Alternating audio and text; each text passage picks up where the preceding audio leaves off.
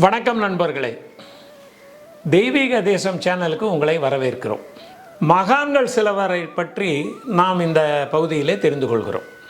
மகான்கள் நம்முடைய நாட்டில் வடபகுதியிலும் தென்பகுதியிலும் வாழ்ந்த மகான்கள்.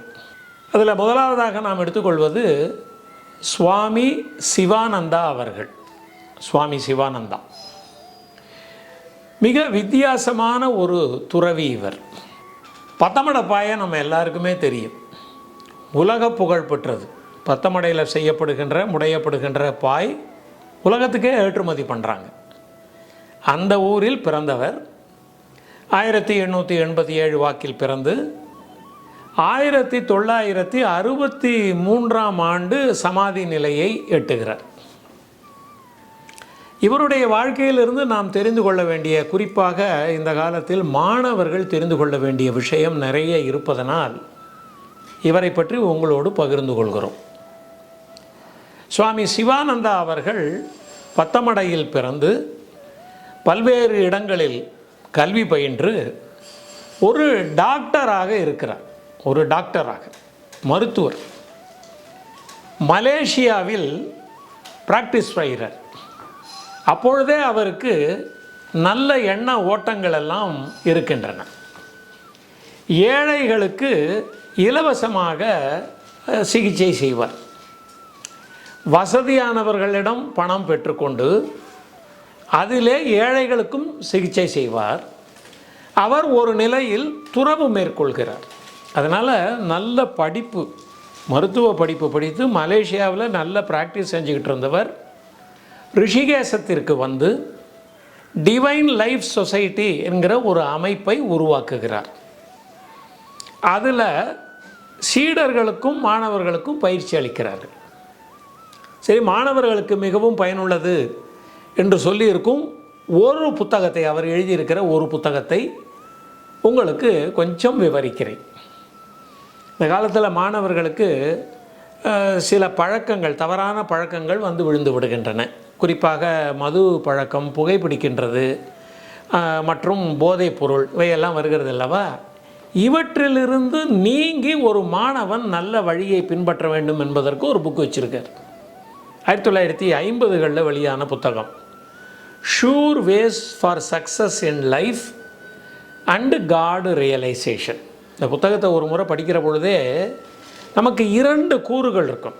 காட் ரியலைசேஷன் என்கின்ற தவம் சம்பந்தமானது ஒரு பக்கம், ஆனால் மாணவர்களுக்கு அடிப்படை பயிற்சி. உதாரணமாக கண்களை துல்லியமாக பார்க்க வைப்பதற்குண்டான பயிற்சிகள், யோக பயிற்சிகள், எளிமையான உடற்பயிற்சிகள் இவையெல்லாம் இருக்குது. கண்ணை மூடிக்கொண்டு செவிப்புலனை அதிகரிக்க, அதனுடைய திறனை அதிகரிக்க என்னவெல்லாம் எக்ஸசைஸ். பத்மாசனத்தில் அமர்ந்து கொண்டு பிராணாயாமத்தை எப்படி செய்வது, ஒரு நபர் எப்படி செய்யலாம், பிராணாயாமத்தை எப்படி செய்யலாம். பிராணாயாமம் செய்கின்ற பொழுது மூளைக்கு ரத்தம் நல்ல முறையில் பாய்ச்சப்பட்டு ஆக்சிடைசேஷன் என்கின்ற அந்த ஆக்சிஜன் உள்ளே போய் கெட்ட ரத்தமாக மாறி உடல் முழுவதும் நல்ல ரத்தம் பரவுவதால் ஞாபக சக்தி, புத்துணர்ச்சி, உடல் பலம் எல்லாம் எப்படி வருகிறது என்பதை விளக்குகிறார். ஞாபக சக்திக்கு ஒரு பயிற்சி தரார். அதுதான் பெற்றோர்கள் தெரிந்து கொள்ள வேண்டிய மிக முக்கியமான விஷயம். இந்த புத்தகத்தை மாணவர்களை படிக்க சொல்லணும். ஒரு கடைத்தெருவுக்கு போகணும். ஒரு புறம் இருக்கக்கூடிய கடைகளின் பெயர்களை எல்லாம் வரிசையாக படித்து கொண்டே போக வேண்டும். மனதை குவித்து சிந்தனையை ஒருமுகமாக்கி எல்லா கடைகளுடைய பெயர்களையும் படிக்கணும். ஒரு 50 கடை இருக்குதுன்னு வச்சுக்கோங்க, இல்லை 30 கடை இருக்குதுன்னு வச்சுக்கோங்க. 30 கடை பெயரையும் படித்து கொண்டு வர வேண்டும். வீட்டுக்கு வந்து மேசையில் அமர்ந்து 30 கடையினுடைய பெயர்களையும் எழுதணும். அவர் என்ன சொல்கிறார், முதல் நாளில் எழுதுகிற பொழுது 20 பெயர்களோ 10 பெயரோ தான் நமக்கு ஞாபகம் வரும். ஏன்னா அதை மனதில் பதிய வைக்கிற பொழுது ஆழமாக நாம் பதிய வைக்கலை. ஆனால் நாளாக நாளாக இந்த பயிற்சியை மென்மேலும் செய்ய செய்ய வேறு ஒரு தெருக்கு போய் இதை பார்க்க 30ஐயும் அதே ஆர்டரில், அதே வரிசையில் நம்மால் எழுதக்கூடிய அளவுக்கு திறன் மேம்படும். அதன் பிறகு மனப்பாட பகுதினாலே நம்ம முகஞ்சுளிப்போம். 2 வரி தான் திருக்குறள், மனப்பாட பகுதி படிக்க மாட்டோம். இதையெல்லாம் மிக எளிதாக தெரிந்து கொள்ளலாம். ஆக பெற்றோர்கள் ஷூர் வேஸ் டு சக்ஸஸ் அந்த புத்தகத்தினுடைய அட்டைப்படத்தை உங்களுக்கு காட்டுறோம். இந்த புத்தகத்தை வாங்கி சென்னையிலேயே சிவானந்தாவுக்கு ஆசிரமம் ஐஸ் ஹவுஸ் பக்கத்தில் இருக்குது. Ice house pumping station, bus stand, police ஸ்டேஷனுக்கு பக்கத்தில் இருக்குது. இந்த இடத்தில் கிடைக்கும்.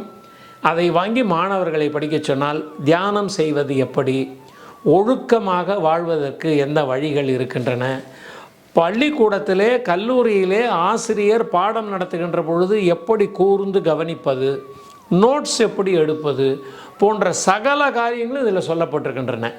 முதல் பகுதியை ஒரு மாணவன் படித்து அதை அனுபவித்து அதனுடைய பலனை பெற்று விட்டான் என்றால் தானாகவே காடு ரியலைசேஷன் என்கின்ற ஒழுக்க பண்புகளை எப்படி வளர்த்து கொள்வது என்பது தெரியும். அதுக்கு பிறகு நம்ம பையன்கிட்டக்க நம்ம தைரியமாக இருக்கலாம். இப்பொழுதெல்லாம் நம்மளுடைய மகனையோ மகளையோ வெளியில் அனுப்புகிற பொழுது நமக்கு பயம் இருக்கிறது அல்லவா? பல்வேறு நபர்கள் வெளியிலே இருக்கிறார்கள், அவர்களுடைய தாக்கமும் தாக்குதலும் இருக்கிறது என்ற பயம் இருக்கிறது அல்லவா? இவையெல்லாம் சுத்தமாக முழுவதுமாக விலகிவிடும். அதற்குண்டான வழியை சுவாமி சிவானந்தா அவர்கள் நமக்கு சொல்லியிருக்கிறார். சிவானந்தாவுடைய சிஷ்யர் தான் நாம் எல்லோரும் சந்தித்து பார்த்திருக்கிற கடந்த ஒரு 30 ஆண்டுகளாக இருந்து வந்திருந்த சுவாமி சின்மயானந்தா. சிவானந்தா அவர்களுடைய வழிமுறைகள் எளிமையானவை, எவரும் பின்பற்றக்கூடியவை.